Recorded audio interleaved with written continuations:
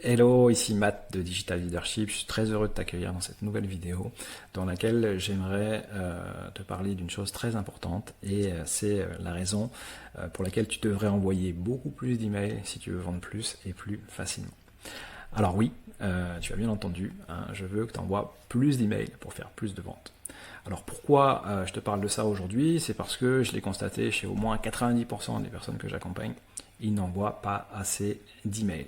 Alors, quand on parle d'email, ils me disent non, mais j'ai déjà envoyé des emails. Alors j'envoie un email qui est un email newsletter. Donc l'email tiens voilà le programme comme je l'appelle, c'est-à-dire qu'ils envoient un email dans lequel ils vont dire bah voilà, je viens de créer un nouvel article de blog, vous pouvez le découvrir ici, j'ai créé une nouvelle vidéo, vous pouvez la voir là, j'ai publié ça sur mes réseaux sociaux, etc. Donc ils utilisent l'emailing pour faire de l'information et pour envoyer donc des personnes de leur liste email sur leurs réseaux sociaux pour voir leur contenu et faire augmenter, on va dire, les statistiques de visionnage et d'engagement.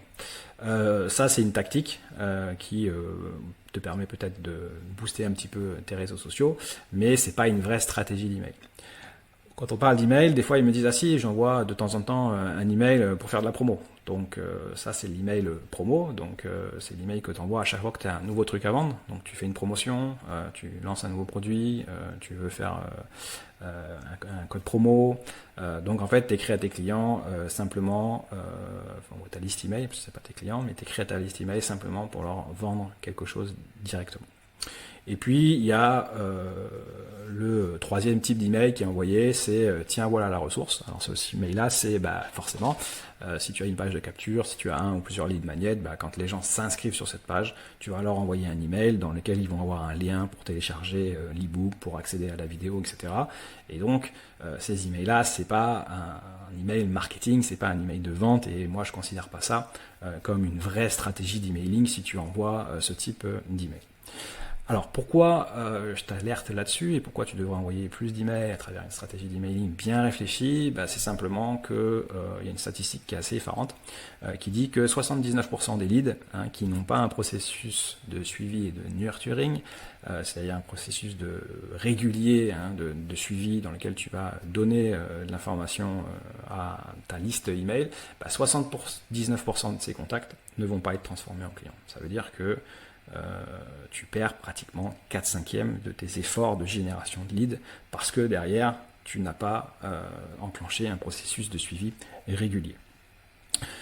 Il faut savoir aussi qu'il y a un truc qui est hyper important, c'est ce qu'on appelle la pyramide des acheteurs. Alors, la pyramide des acheteurs, c'est quoi? C'est une pyramide qui est prouvée aussi par diverses statistiques, tu pourras les retrouver sur le web, qui dit que seulement 3% des personnes sont prêtes à l'instant T à acheter ton offre, acheter ton produit, etc.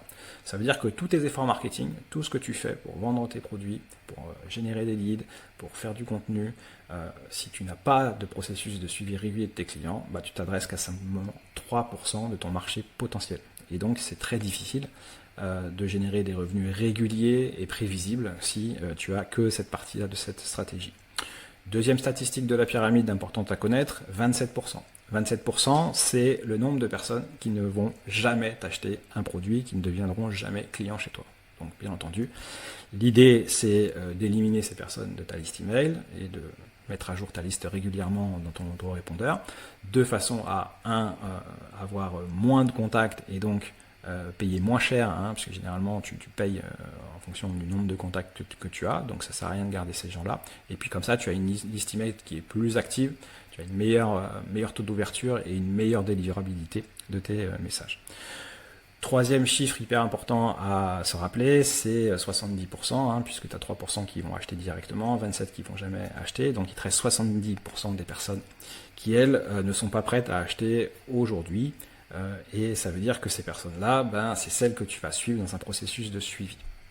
Donc pourquoi c'est important?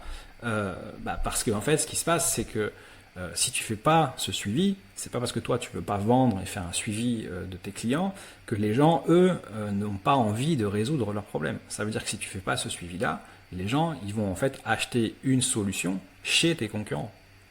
Et donc ils vont résoudre leurs problèmes. Et donc ils auront plus besoin de toi. Donc l'idée, c'est vraiment d'avoir un suivi régulier. Et pour faire un suivi régulier et simple, l'emailing, c'est vraiment le meilleur moyen de faire ça. Parce que ça te permet de rester présent dans l'esprit de tes prospects régulièrement, de construire une relation de confiance, d'instaurer aussi une certaine proximité, hein, et ainsi de les exposer régulièrement à ton ou à tes offres. Et ça, c'est la clé si tu veux faire des ventes régulières et faire progresser ton chiffre d'affaires. Si tu veux aller plus loin sur ce sujet, je vais préparer une vidéo sur les bénéfices de l'emailing, donc pense à t'abonner à cette chaîne pour ne pas rater la sortie de cette nouvelle vidéo. Et puis, si tu te poses des questions, parce que, comme je te le disais, hein, j'entends souvent mes clients qui me disent « Ah oui, mais moi j'ai déjà essayé de faire des newsletters, j'ai déjà essayé d'envoyer régulièrement des emails, mais je me suis aperçu que les gens lisent pas les emails, ou les gens n'ouvrent pas mes emails. » Oui, mais est-ce que tu sais vraiment faire de l'emailing? Parce que moi, ce qu'on constate, c'est que sur des listes de plusieurs milliers de personnes, sur des newsletters, on arrive à des taux d'ouverture qui sont supérieurs à 50%, semaine après semaine, mail après email. Sur des séquences de bienvenue, hein, donc une séquence de bienvenue, c'est une séquence email qui se déclenche lorsque la personne elle rentre dans ton écosystème marketing, hein, par une porte ou par une autre, hein, par une magnète ou par une newsletter.